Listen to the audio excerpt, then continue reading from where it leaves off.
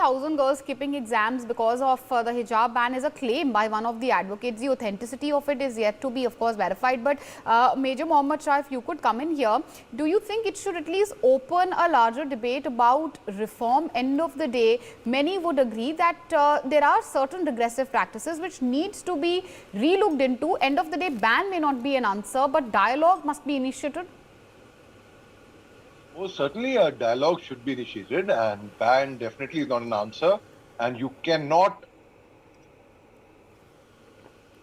pressing women by denying them the right to wear what they wish to. So yes, a dialogue should be initiated, and reforms most certainly. I would certainly, that is why where Dr. Lubna Kamal, myself, we are representing this organization called IMPAR, Indian Progressive Muslims for Reforms. So that is, reforms definitely are welcome, and reforms should be there. There definitely, one cannot carry on old practices which were regressive. Hijab is definitely not regressive. In fact, we have the world's #1 lady boxers wearing hijab. FIFA allows hijab. They are Australian police women. They are military women who wear hijab. So there is UK police. So there is definitely UK police. All right. So there is definitely. It is not a regressive practice. What is regressive is when you oppress any community by saying that you will, by imposing on them.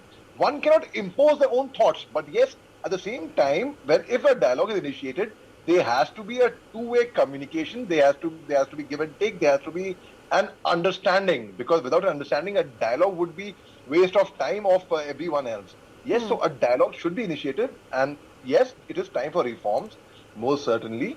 But one cannot just come, as Dr. Rubna Kamal said, that there are rape, molestation, murder cases pending in the court for years and years, and here we are fighting over a total non-issue. And what I see it as Advocate Dhananjay rightly said, it's going to be ultimately going to be tarikh pe tarikh. It's not going to end just right as soon as.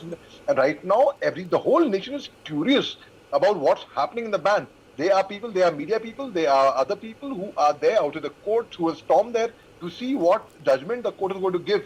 And Justice Dhulia has given out a verdict out of his wisdom. He is a very, very senior judge. He has given out a statement, a ruling over there, and he hasn't taken any decision, mind you. He still hasn't taken a decision. He has forwarded, he has escalated this further to the Supreme Court. Let the Chief Justice of India, the Supreme Justice, decide. As simple as that. And now, when we actually come in and we debate over it, Meenakshi, I think it is genuinely a non-issue, whereas the space for dialogue should be open, and that's another reason I'll conclude by saying, because as you said, the dialogue should be open.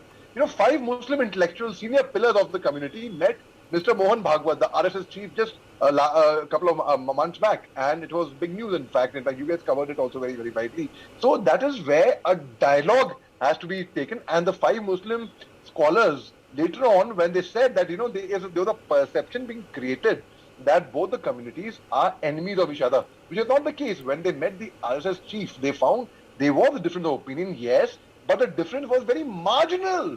Actually, when they came down to ground and sit and think and talk, so that is when a dialogue comes into play. So, yes, point taken.